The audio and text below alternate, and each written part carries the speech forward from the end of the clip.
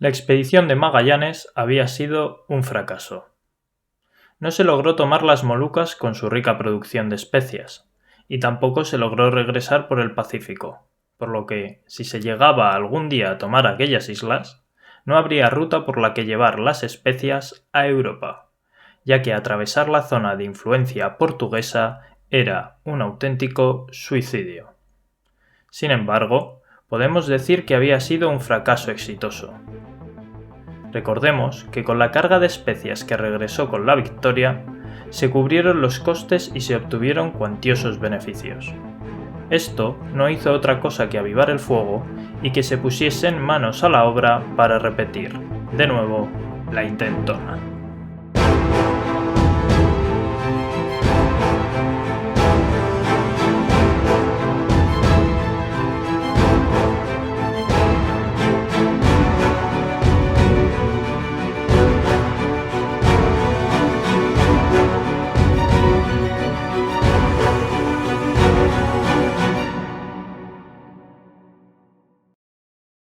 Para administrar las futuras expediciones y los conocimientos que fueran logrando de las mismas, se creó una nueva casa de contratación.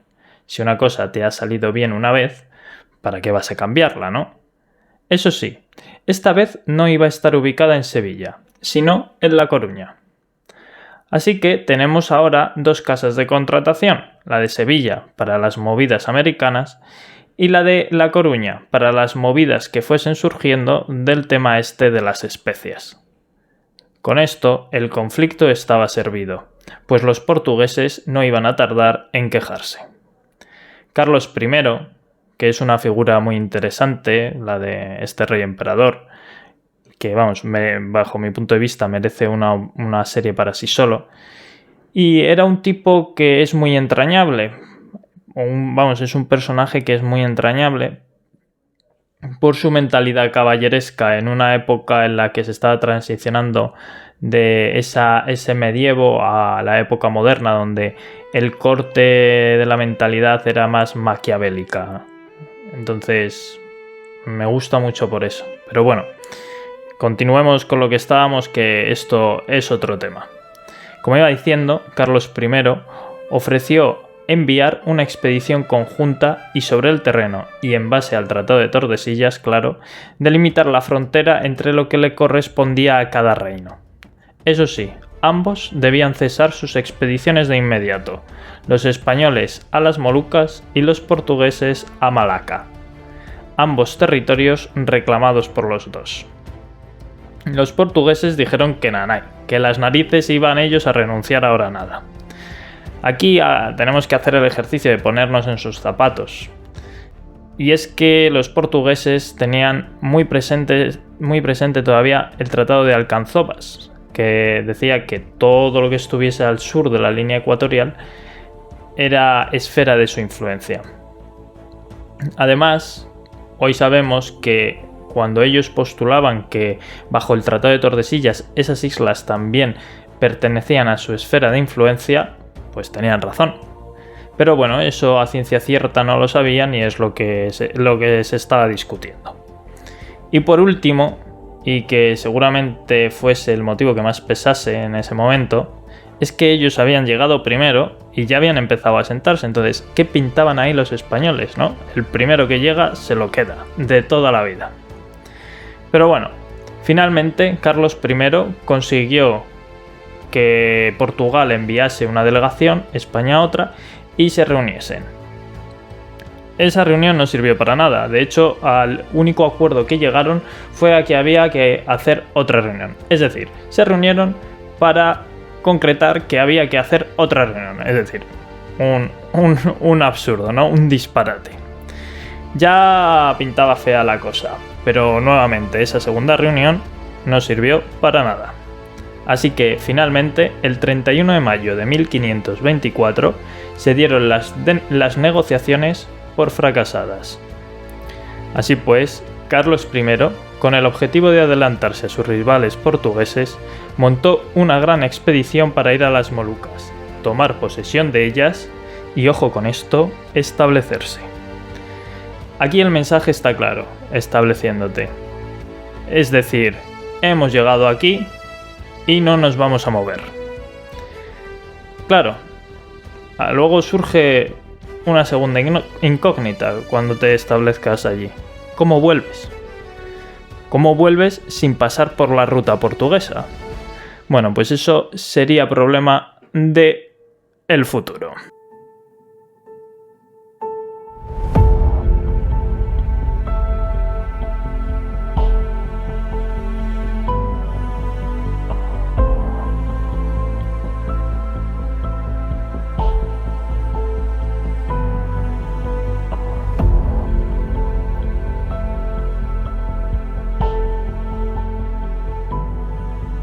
La flota que se armó era importante para la época. Estaba compuesta por 7 navíos. La Santa María de la Victoria, que era la nave capitana y estaba al mando de Loaiza, que era el jefe de la expedición. La Santi Spiritus, que era la nave almiranta y comandada por Juan Sebastián Elcano. Este tío no se perdía una. Elcano también iba como piloto mayor de aquella expedición. Luego estaba la Anunciada, al mando de Pedro de Vera. La San Gabriel, al mando de Rodrigo de Acuña. La Santa María del Parral, al mando de Jorge Manrique de Nájera. La San Lesmes, al mando de Francisco de Oces. Y ojo aquí, que no vamos a adelantar acontecimientos, pero este fue el verdadero descubridor de lo que muchos llaman el Mar de Drake, o mejor dicho, del pirata Drake. Y finalmente la Santiago, que era un patache. Los pataches eran embarcaciones más pequeñas, aunque solían ser más ágiles, que solían también depender de una nave mayor, que le proveía de alimentos, agua y bastimentos, al fin y al cabo. Y este patache iba al mando de Santiago Guevara.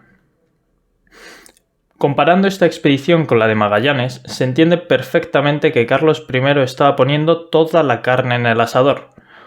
O dicho de otra manera, no iba para nada de farol. En total, Magallanes disponía de 480 toneles de carga, mientras que Loaiza iba a disponer de más del doble, 1010 toneles.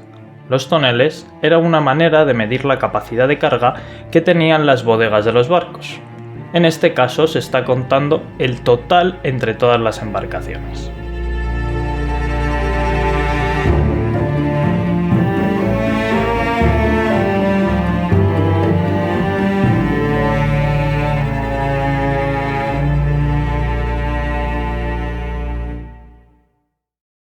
Es de esperar que muchos os estéis preguntando, vale, ¿y quién narices era este tal Loaiza?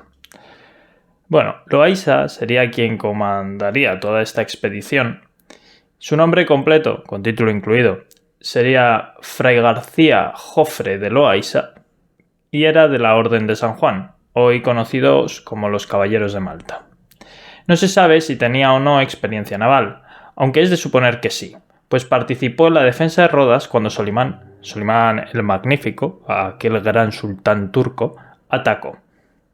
Sin embargo, la navegación mediterránea distaba mucho de la transoceánica.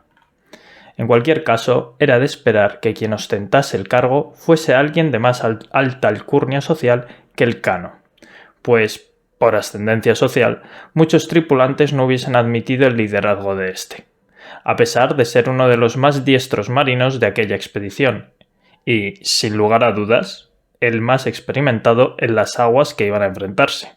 Recordemos que él ya había estado por ahí, ¿no? Además, siendo la misión no solo llegar, sino también asentarse allí, no valía que el jefe simplemente fuese un buen marino, sino que tenía que tener habilidades, pues, de buen organizador, diplomático, etc. No digo que Elcano no las tuviese, ojo, pero Loaiza ya había demostrado este tipo de habilidades antes. Elcano, sin embargo, no. Así pues, el 24 de julio de 1525, antes del amanecer, inició aquella armada una aventura que duraría más de una década.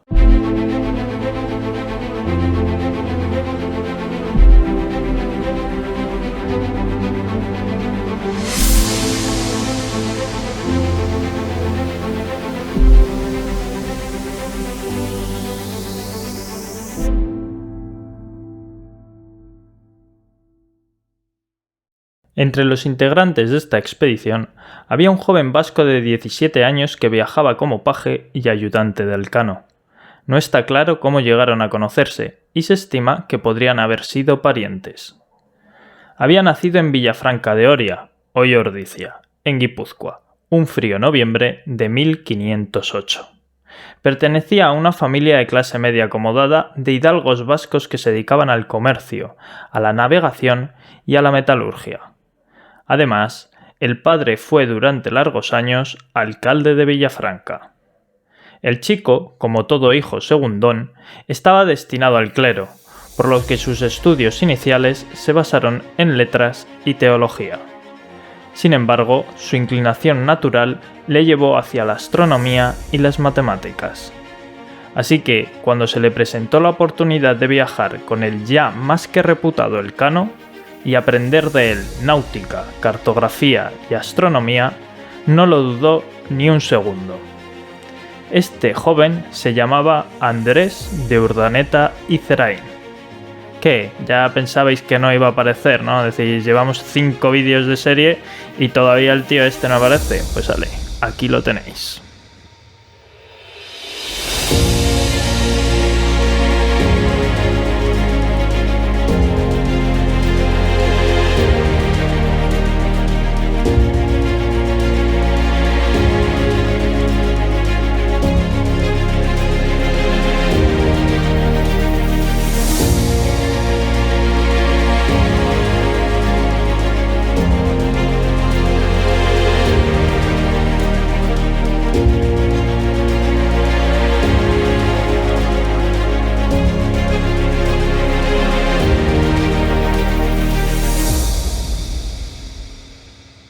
Es difícil imaginar en nuestros días la agonía que suponía lanzarse al mar en aquella época.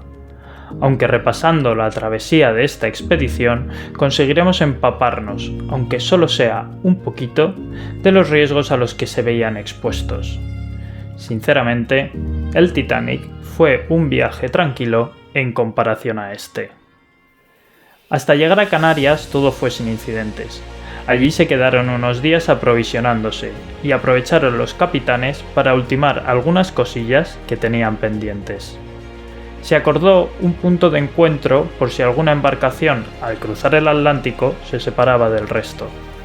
Este sería la Bahía de Todos los Santos, en Brasil, donde se esperaría durante 20 días a quien se hubiese retrasado. Y por si no llegase en esos 20 días, se dejaría una gran cruz como señal, con una olla enterrada a su pie, con las instrucciones de a dónde se dirigían. Eso también se haría en el río de Santa Cruz, más adelante. Sin embargo, al salir de Canarias, comenzaron las pesadillas. Normalmente, la travesía Canarias-América por mar es un viaje tranquilo. Pero una gran borrasca empujó los barcos hacia las costas africanas en las inmediaciones de Cabo Blanco. El 18 de agosto se partió el mástil mayor de la nave capitana. Recordemos, era la Victoria, por lo que tuvieron que iniciarse las reparaciones en alta mar. Al día siguiente, la averiada embarcación embistió a la Santa María del Parral, que la daba remolque, destrozándole la popa y deshaciéndola el palo de mesana, lo que suponía más y complicadas reparaciones en alta mar. El 5 de septiembre, cerca ya de Sierra Leona, avistaron un barco con bandera francesa. Los franceses, en ese momento, estaban en guerra con España, así que se lanzaron en su persecución. La cosa estaba entre la San Gabriel y la Santiago, llevándose el gato al agua a la segunda. Sin embargo, esto provocó una discusión de jerarquía, ya que el capitán de la San Gabriel era de rango superior y reclamaba el mérito por la captura de la presa, a lo que el capitán de la Santiago, ni corto ni perezoso, se negó. Finalmente, el barco era portugués, y por no entrar en conflicto con el rey Manuel I, se le dejó marchar. Es decir, al final, ni pa' ti, ni pa' mí. Llegaron a la isla de Annobón, que ellos llamaron San Mateo, en el Golfo de Guinea, donde aprovecharon a alimentarse con frutas y caza. También consumieron un gran pez, que les sentó fatal a quienes lo probaron. En aquel momento no lo sabían, pero hoy se sabe que esos peces se alimentan de unas algas que contienen una toxina muy peligrosa para el ser humano. Primero, provoca problemas gastrointestinales, que a los pocos días remiten. Sin embargo, tras esto siguen los daños neurológicos y cardiovasculares, que perduran durante meses, con síntomas como la fatiga, trastornos del equilibrio, sabor a metal, taquicardia, hipertensión y otros. Madre mía, parezco un médico. Esto, sumado a las difíciles condiciones que enfrentarían adelante, sería la tumba para muchos, aunque por el momento parecía una simple indigestión.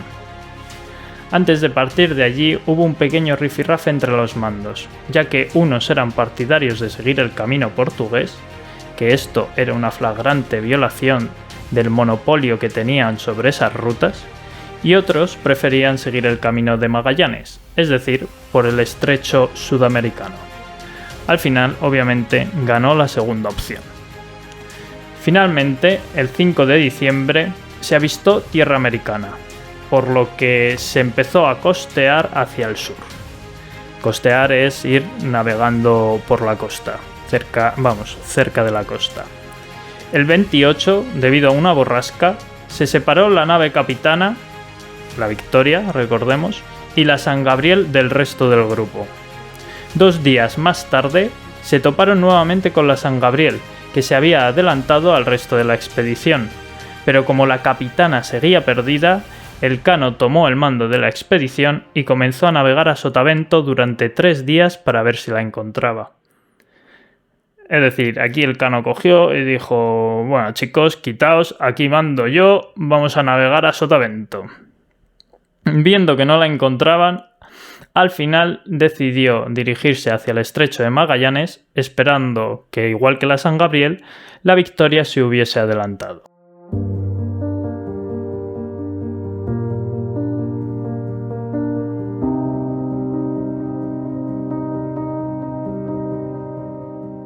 El 12 de enero, los 5 barcos llegaron al río de Santa Cruz, donde Elcano decidió esperar nuevamente a las otras 2 embarcaciones, como habían acordado. Sin embargo, el resto de los capitanes se opusieron a esta decisión, por lo que al final solo se montó la cruz con la olla enterrada, recordad que esto era la señal que habían acordado en Canarias, y se fueron directos al estrecho descubierto por Magallanes.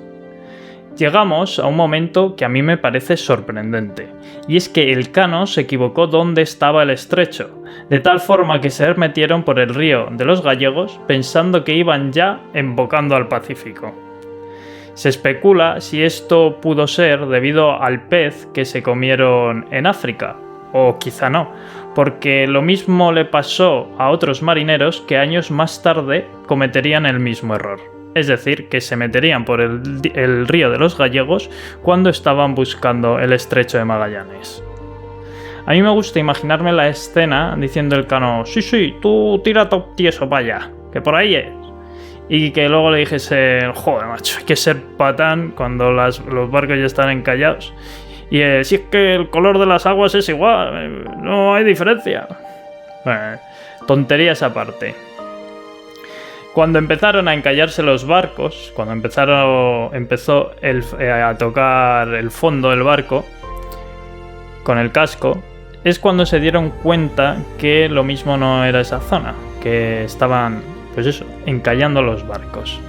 Y entonces mandaron a tierra a una pequeña expedición compuesta por 5 hombres. Martín, que era el hermano de Elcano, el clérigo Areizaga, Roldán y Bustamante. Lo curioso es que estos 2 últimos, que eran también veteranos de la expedición de Magallanes, reconocieron la zona como el estrecho, y fue gracias a Martín y a Areizaga que dijeron que, esto a mí no me cuadra, ¿no? ¿A ti te cuadra, Martín? Tampoco me cuadra. Y fueron ellos los que se dieron cuenta que eso no era realmente la zona que buscaban. El problema de haber intentado aproximarse al río este, como ya hemos dicho, es que encallaron. Aunque no hubo que lamentarlo demasiado, porque con la marea volvió el barco a flote y pudieron escapar de allí. Eso sí, la expedición de los 5 tíos que habían enviado a tierra se quedó allí. Continuaron un poco hacia adelante y fondearon en el Cabo de las Vírgenes, que esta vez sí era la boca del estrecho. Pero un gran temporal se les echó encima. La nao del Cano se puso a garrear. Esto es cuando el barco, a pesar de que hayas echado las anclas, estas no han agarrado bien en el fondo y entonces empieza a moverse el barco, incluso con el ancla echada, y también se empieza a mover el ancla con el propio movimiento de la embarcación. La situación se puso fea, muy fea, llegando el barco a tocar el fondo varias veces y encallando contra la costa. Aquí el Cano demostró por qué era el Cano, es decir, aquí hizo una serie de maniobras que solo a un gran marinero se le pueden ocurrir. Pero bueno, no nos vamos a meter en ellas, investigadlas por vuestra cuenta o algún día si eso hacemos un vídeo sobre cómo navegar y ejemplos, como si fuese una clase del cole. Con tanto trajín, al final la nave quedó inútil y no quedó otra que desembarcar los pertrechos, las armas y las provisiones cuando se calmó la mar. Las otras naves enviaron unas chalupas para recoger a los supervivientes. Sin embargo, solo embarcaron el Cano, Urdaneta y unos pocos más en esas chalupas, porque no había espacio para todos. Sin embargo, al despedirse de ellos, el Cano les prometió que volvería. Además, mandó a 5 de ellos en busca de esos 5 expedicionarios del río Los Gallegos, que entre ellos, recordemos, estaba el hermano del Cano, que se habían quedado por ahí, ¿no? Entonces, finalmente, el Cano y Urdaneta llegaron a la Anunciada, que pronto estaría en el mismo peligro que las Antiespíritus, que era la nave del Cano, recordad. Así que, por sugerencia del Cano, salieron a mar abierto, donde allí corrían menos peligro. Y fue también allí donde se ultimó los detalles para preparar el rescate. Que al final el plan sería enviar a Urdaneta con media docena de hombres para ir hasta la tierra y rescatarlos.